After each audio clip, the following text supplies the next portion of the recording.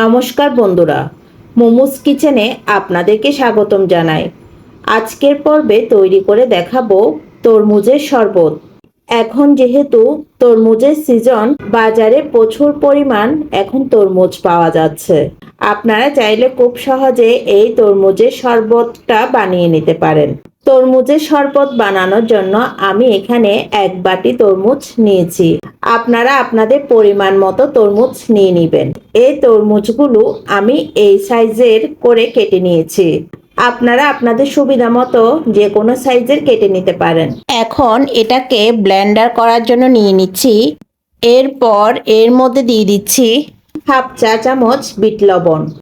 আপনাদের কাছে যদি বিট লবণ না থাকে সেই ক্ষেত্রে এমনি লবণ দিলেও হবে।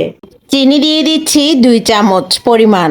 তরমুজের মিষ্টির পরিমাণটা বুঝে চিনির পরিমাণটা বাড়িয়ে অথবা কমিয়ে দিতে পারেন। এখন এটাকে আমি ব্লেন্ড করে নিব।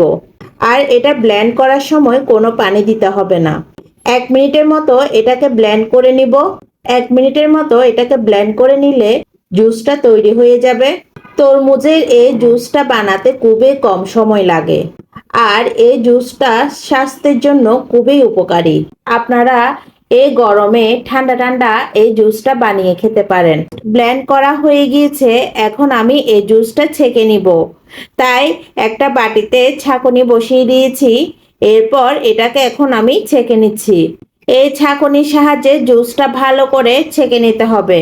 আমি জুসটাকে ভালো করে ছেঁকে নিয়েছি। এখানে বাকি যে অংশগুলো আছে এগুলো আমি ফেলে দিব। দেখুন তরমুজের জুসটার কালারটা কিন্তু খুবই সুন্দর এসেছে।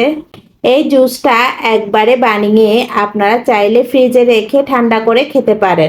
আমি এখন এই জুসটা আপনাদেরকে পরিবেশন করে দেখাবো। এই জন্য আমি এখানে 2টা গ্লাস নিয়েছি। এখানে আমি বরফের টুকরো দিয়ে দিচ্ছি 3টা। তরমুজের এই জুসটা ছোটরা যেমন খেতে পছন্দ করে, তেমনি বড়রাও কিন্তু এই জুসটা খেতে পছন্দ করে। আর এই জুসটা খুবই কম সময়ে বানিয়ে নেওয়া যায়। আর আমার আজকের এই রেসিপিটি আপনাদের কেমন লেগেছে কমেন্ট করে জানাতে কিন্তু ভুলবেন না। আর একটা লাইক দিবেন এবং শেয়ার করার অনুরোধ রইল। এমন আরও অনেক রেসিপি পেতে চাইলে আমার চ্যানেলটা সাবস্ক্রাইব করে পাশে থাকবেন। এতক্ষণ পর্যন্ত আমার ভিডিওটি দেখার জন্য আপনাদেরকে অসংখ্য ধন্যবাদ। পরবর্তী ভিডিও দেখার আমন্ত্রণ জানিয়ে আজকের মতো এখানে বিদায় নিচ্ছি। সবাই ভালো থাকবেন, সুস্থ থাকবেন।